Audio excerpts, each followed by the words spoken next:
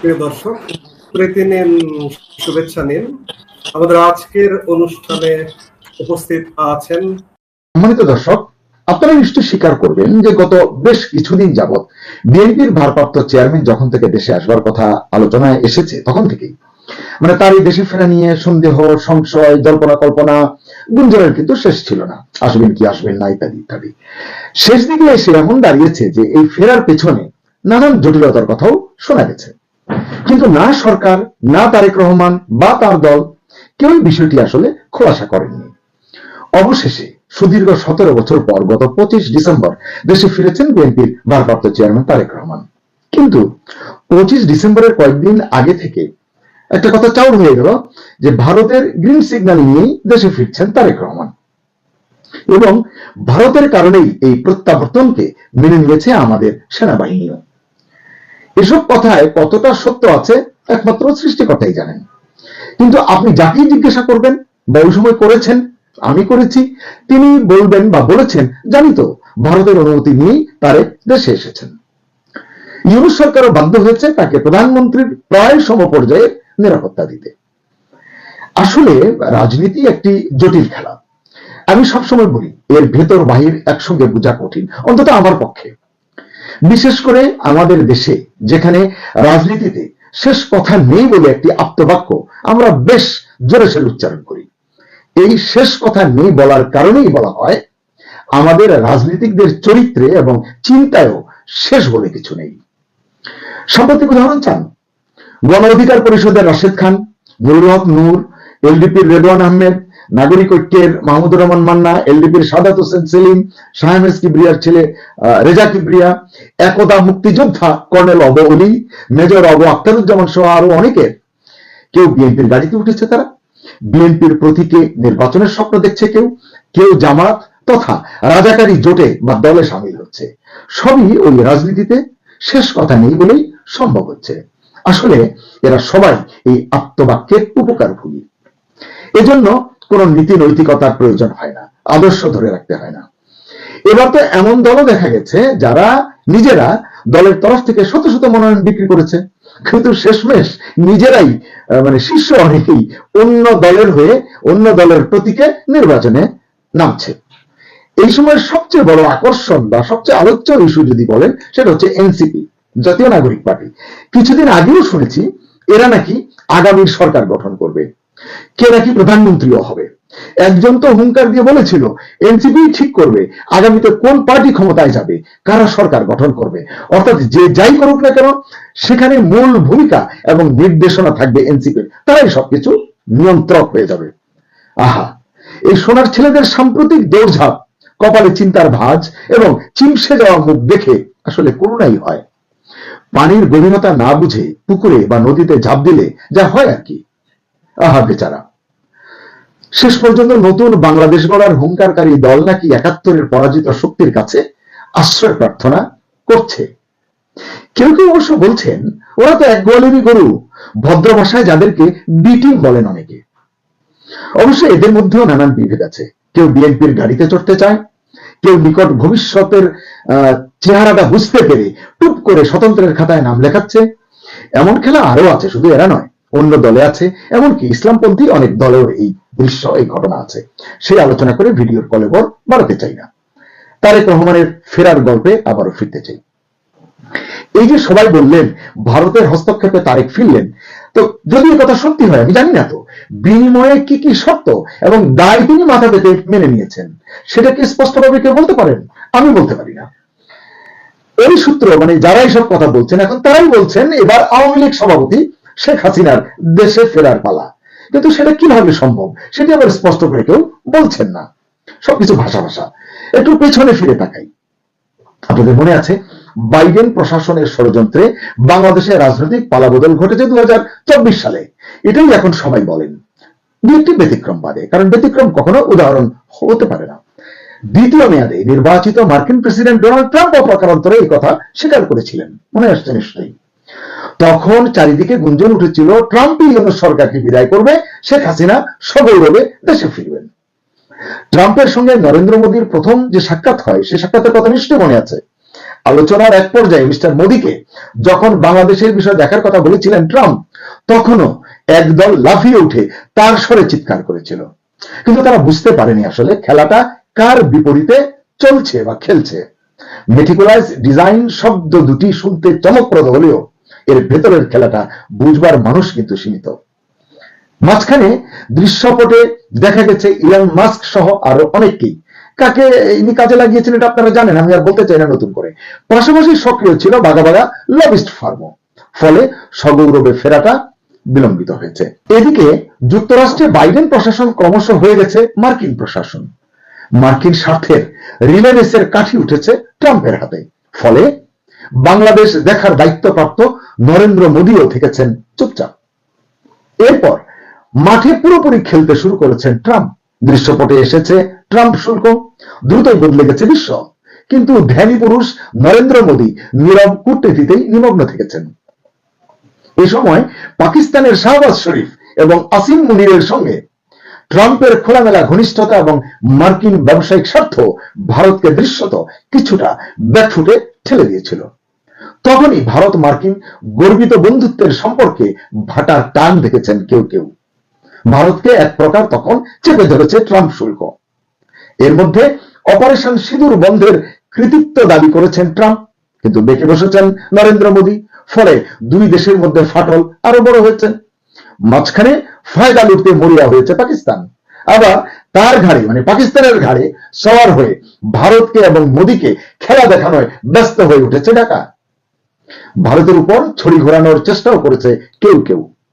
কিছু উজবুক পাকিস্তানের সহায়তায় ভারত দখলের নেশায় প্রলাপ বকেছে। কিছু বেকুফ সেভেন সিস্টার্স ভেঙে দেওয়ার হুঙ্কার ছেড়েছে।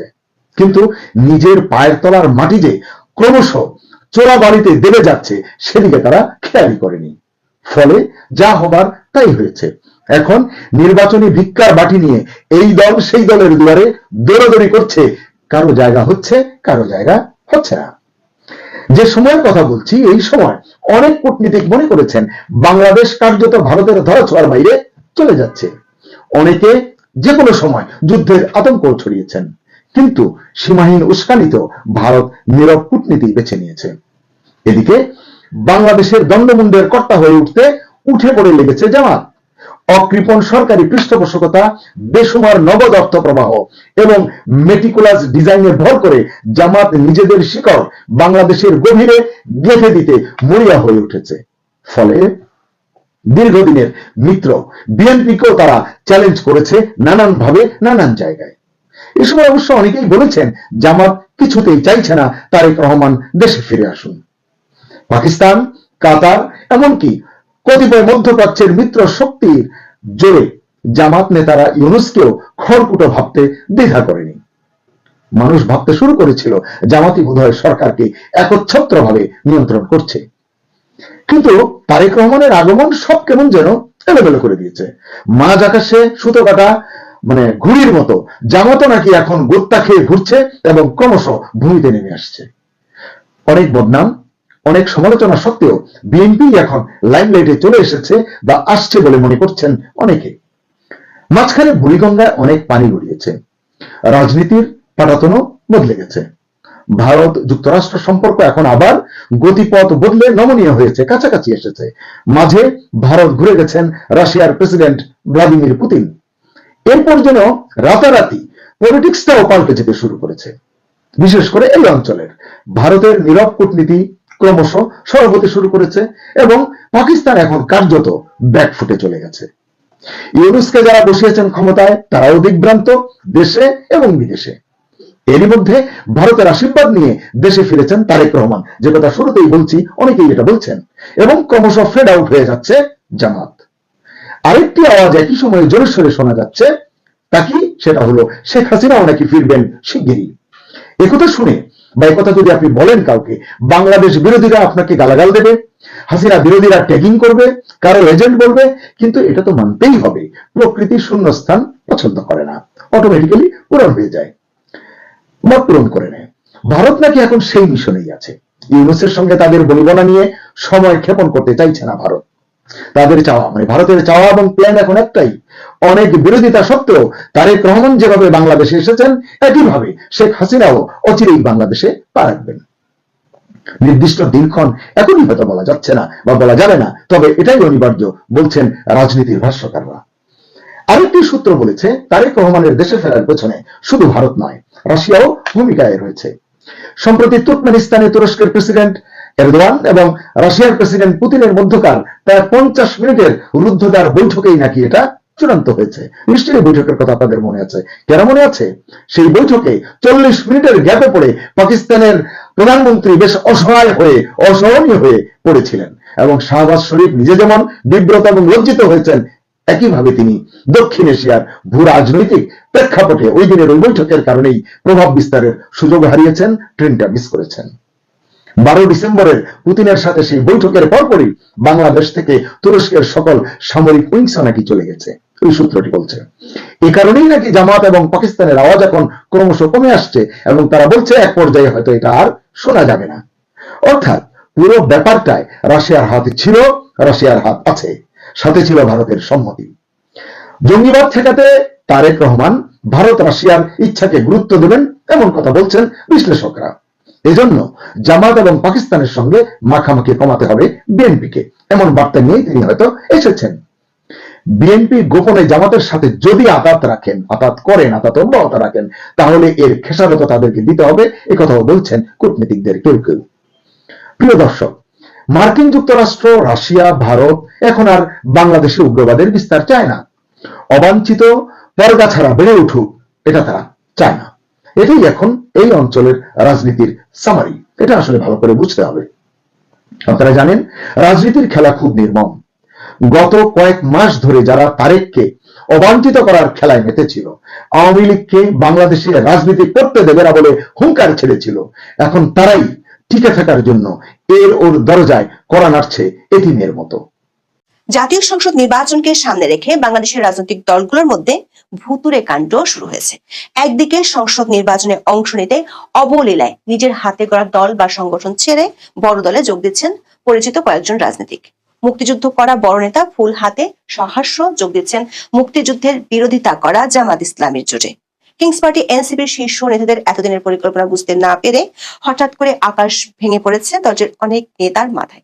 পদত্যাগের হিড়িক লাগলেও ঘরের ছেলে হিসেবে এনসিপি জামাতের সাথে জোট করায় দলটির অনেকেই আবার খুশি। ভোটের দিন যত এগিয়ে আসছে, ততই নানা চিত্র উঠে আসছে প্রতিদিন। এত কিছুর মধ্যে অধ্যাপক ইউনূসের চিন্তার বলিরেখা করুণ হচ্ছে একটি ভাবনায়, ভোটার উপস্থিতি আশাব্যঞ্জক হবে তো। গত কয়েকদিনের রাজনৈতিক দলগুলোর কার্যক্রম পর্যবেক্ষণে দেখা গেছে, আগামী নির্বাচনে আওয়ামী লীগের অংশগ্রহণ না থাকায় অনেকটাই একপক্ষীয় ভোট বা আমরা মামুরা টাইপের ভোট হওয়ার আশঙ্কাই বেশি। এক্ষেত্রে অন্তর্বর্তী সরকার যথাসম্ভব ভোটার অংশগ্রহণ বাড়াতে প্রচেষ্টা শুরু করেছে। এমন পরিস্থিতিতে অধ্যাপক ইউনূস ও তার সরকারের জন্য দুশ্চিন্তার বড় কারণ হলো কার্যক্রম নিষিদ্ধ থাকা আওয়ামী লীগ এবং দলটির সভানেত্রী শেখ হাসিনা। 28 ডিসেম্বর শেখ হাসিনা দিল্লি থেকে দলীয় নেতাকর্মীদের উদ্দেশ্যে কড়া বার্তা দিয়ে বলেছেন, আওয়ামী লীগকে ছাড়া নির্বাচন হলে সে নির্বাচনে আওয়ামী লীগের ভোটাররা ভোট দিতে যাবে না। দলটির একাধিক সূত্রে জানা গেছে, গত 2 সপ্তাহে কলকাতায় থাকা দলের 1.5 ডজন নেতাকে দিল্লিতে ডেকে নিয়ে শেখ হাসিনা নির্দেশ দিয়েছেন সামনের দিনগুলোতে কি করতে হবে। এসব কর্মসূচি শুরু হতে পারে বাংলাদেশে নিযুক্ত মার্কিন রাষ্ট্রদূত ব্রেন্ট ক্রিস্টেনসেন ঢাকায় যোগ দেওয়ার পর। 11 জানুয়ারি ব্রেন্ট ঢাকায় আসার পর রাজনৈতিক দলগুলোর সাথে বৈঠক করবেন। সূত্রগুলো বলছে, নির্বাচনের আগে আওয়ামী লীগ ইস্যুতে অন্তর্বর্তী সরকারকে আরো এক দফা বিদেশি শক্তিগুলোর সাথে বোঝাপড়ায় যেতে হবে। বিস্তারিত জানতে চলুন যাওয়া যাক বিশ্লেষণে।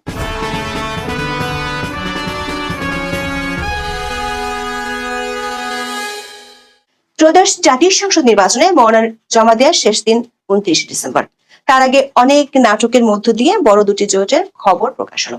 সবশেষ খবর অনুযায়ী নির্বাচনমুখী দুটি ধারা তৈরি হয়েছে, একটি বিএনপি নেতৃত্বে, অন্যটি জামাতকে কেন্দ্র করে। বিএনপির সঙ্গে যুক্ত হয়েছে গণতন্ত্র মঞ্চের শরিক নাগরিক বিপ্লবী ওয়ার্কার্স পার্টি, নাগরিক ঐক্য, গণসংহতি আন্দোলন। এর বাইরে বাকি যেসব দল আছে তারা হলেন এনজিএম চেয়ারম্যান ববি হাজ্জাজ আর বিলুপ্ত বাংলাদেশ এলজিপি চেয়ারম্যান শাহাদাত হোসেন সেলিম ধানের শীষ প্রতীক নিয়েছেন।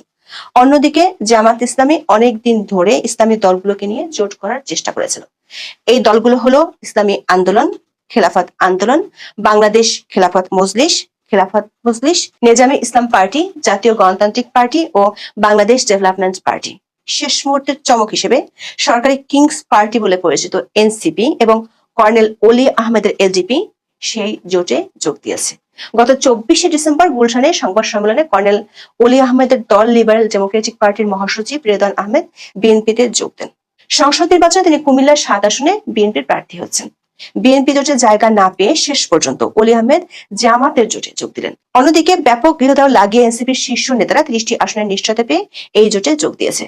যদিও দলটির একাধিক সূত্র বলছে এনসিপি যে জামাতের সাথে জোট করবে সেটির আলোচনা শুরু হয়েছিল গত জুনে। একই সময় বিএনপির সাথে আলোচনা করলেও এনসিপির আহ্বায়ক বরাবরই জামাতের সাথে জোট করার পক্ষপাতী ছিলেন। দল থেকে পদত্যাগ করা একাধিক নেতা এই বিষয়টি হঠাৎ বুঝতে পেরে স্ট্যাটাসও দিয়েছেন। পদত্যাগ করা দলটির নেতা জাবেন তার পোস্টে অভিযোগ করেন, জামাতের সঙ্গে এই জোট কোনো আকস্মিক রাজনৈতিক কৌশল নয়, বরং এটি একটি সুপরিকল্পিত ষড়যন্ত্র। তিনি লিখেছেন, পুরো জুলাইকে নিয়ে রাজনৈতিক কৌশলের নাম করে তুলে দিচ্ছে জামাতের হাতে। তিনি আরো লেখেন, যেখানে এনসিপি কে জামাতের বি টিম বা অন্য দোকান বলা হয়, সেখানে আগে নিজের রাজনীতি প্রতিষ্ঠা না করে কেন ক্ষমতায় যাওয়ার জন্য জামাতকে বেছে নেওয়া হলো তা প্রশ্নবিদ্ধ। সাবেক তথ্য উপদেষ্টা মাহফুজ আলম পোস্ট দিয়ে বলেছেন, এই এনসিপির সাথে তিনি নেই। দর্শক, সরকার সমর্থকদের জোট গঠন নিয়ে এই যখন অবস্থা, তখন অন্তর্বর্তী সরকারের দুশ্চিন্তা অন্য বিষয় নিয়ে। সরকারের চিন্তা হলো অধ্যাপক ইউনূস যে ঐতিহাসিক নির্বাচনের ঘোষণা দিয়েছেন, সে নির্বাচনে ভোটার উপস্থিতি আদৌ আশাব্যঞ্জক হবে তো, নাকি 1996 সালের 15 ফেব্রুয়ারি নির্বাচনের চেয়েও কম বা তার কাছাকাছি ভোট পড়বে। এমন আশঙ্কায় সরকারের পক্ষ থেকে ভোট দিতে মানুষকে উদ্বুদ্ধ করতে প্রচারণা নামার পরিকল্পনা করা হয়েছে। যদিও এরই মধ্যে সংস্কৃতি মন্ত্রণালয় থেকে বেশ কিছু টিকটক গোছের ভিডিও বানিয়ে উল্টো হাস্যরসের জন্ম দিয়েছে। দর্শক, অন্তর্বর্তী সরকার এই চিন্তা বাড়িয়ে দিচ্ছে কার্যক্রম নিষিদ্ধ থাকা আওয়ামী লীগ, বিশেষ করে দিল্লিতে থাকা দলটির সভানেত্রী শেখ হাসিনা। দর্শক, গত 12 মে থেকে সরকার নির্বাহী আদেশে আওয়ামী লীগের কার্যক্রম নিষিদ্ধ আছে। নির্বাচন কমিশন দলটির নিবন্ধন স্থগিত করে রেখেছে। সরকার দপ্তর থেকে বলা হয়েছে, আওয়ামী লীগ আগামী 12 ফেব্রুয়ারি নির্বাচনে অংশ নিতে পারবে না। এমন পরিস্থিতিতে অনেকদিন ধরে গণমাধ্যম সহ জনপরিসরের আলোচনার একটি বিষয় হলো, আওয়ামী লীগ যেহেতু নির্বাচনে অংশ নিতে পারছে না, সেক্ষেত্রে আওয়ামী লীগের সমর্থক ও ভোটাররা কি করবে। এমনকি সরকার সমর্থক এনসিপি নেতারা অভিযোগ করেছেন, বিএনপি ও জামাতের মধ্যে আওয়ামী লীগের ভোটারদের ভোট পেতে প্রতিযোগিতা চলছে। 28শে ডিসেম্বর বাংলাদেশের সাবেক প্রধানমন্ত্রী শেখ হাসিনা তার দলের নেতাকর্মীদের উদ্দেশ্যে একটি অডিও বার্তা দিয়েছেন, যেখানে তিনি বলেছেন, আগামী নির্বাচনে আওয়ামী লীগকে অংশগ্রহণ করতে না দেয় দলটির ভোটাররা কি করবেন তা নিয়ে। শেখ হাসিনা দাবি করেছেন, আওয়ামী লীগকে নির্বাচনে অংশ নিতে দিলে আওয়ামী লীগ ভোটে জিতে যাবে, এই ভয়ে বাংলাদেশের অন্তর্বর্তী সরকার আওয়ামী লীগ ও ছাত্রলীগকে নিষিদ্ধ করেছে। তিনি বলেছেন, আওয়ামী লীগ নির্বাচনে অংশ নিতে চায়, কিন্তু আওয়ামী লীগকে নির্বাচনে অংশ নিতে দেয়া হচ্ছে না। আওয়ামী লীগ নির্বাচন বয়কট করছে না। দর্শক, বাংলাদেশের সংসদীয় গণতন্ত্রের ইতিহাসে 1991 সাল থেকে 2008 সাল পর্যন্ত 4টি নির্বাচন সবচেয়ে বেশি অবাধ, সুষ্ঠু ও নিরপেক্ষ বলে প্রায় সব মহলে বিবেচিত হয়। 1991 সালে আওয়ামী লীগ পেয়েছিল 30.1% ভোট। শতাংশের হিসেবে ভোট কম পেলেও তখন বিএনপি সরকার গঠন করেছিল। 1996 সালে আওয়ামী লীগ বিজয়ী হয় 37.4% ভোট পেয়ে। 2001 সালে বিএনপি পেয়েছিল 40.98% ভোট এবং তারা জিতে নেয় 193টি আসন। অন্যদিকে আওয়ামী লীগ পেয়েছিল 40.2% ভোট, কিন্তু তারা মাত্র 62টি আসনে জয়ী হয়।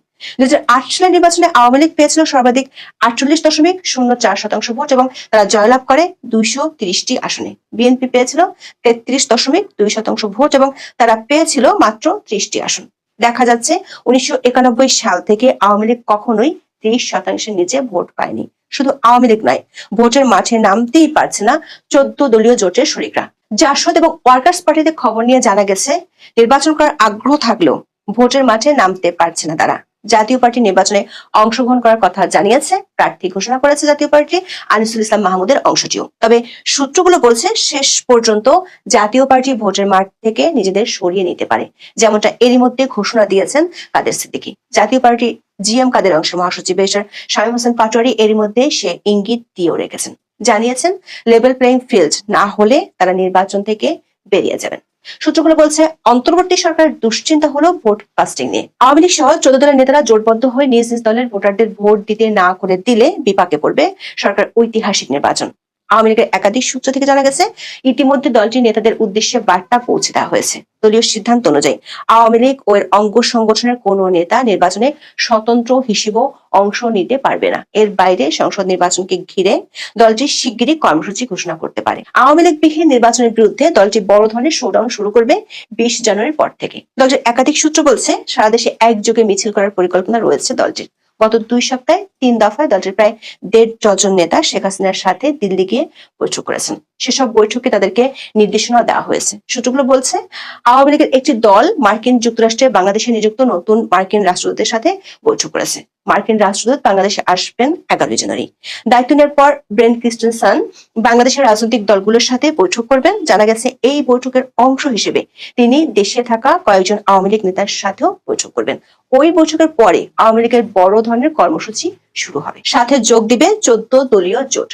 জোটের 3 জন নেতা বলেছেন, এর প্রতিবাদে নিজ নিজ দলের ভোটারদের ভোট না দেওয়ার প্রচারে নামবে ব্যাপকভাবে। আওয়ামী লীগের নেতাদের ধারণা, 15 জানুয়ারির পর থেকে ব্যাপক শোডাউন করতে পারলে আন্তর্জাতিক কমিউনিটিও নির্বাচন থেকে মুখ ফিরিয়ে নিতে পারে। এতে করে অন্তর্বর্তী সরকার নির্বাচন আয়োজন প্রশ্নের মুখে পড়বে। শেষ পর্যন্ত সরকার সমর্থক 2 জোটের মধ্যে সীমাবদ্ধ নির্বাচনে আদৌ ভোটারদের আগ্রহ কতটুকু থাকে, সেটাই হয়তো সামনের দিনগুলোতে বড় প্রশ্ন হয়ে দেখা দিবে। তার সাথে আইন শৃঙ্খলা পরিস্থিতির চরম নাজুক অবস্থাও ভোটারদের দুশ্চিন্তা বাড়াবে। বিশেষ করে কেরানীগঞ্জের মতো আর কত জায়গায় বিস্ফোরক ও বোমা বানানোর সরঞ্জাম লুকিয়ে আছে তা না স্বরাষ্ট্র মন্ত্রণালয় না পুলিশ কেউই জানে না।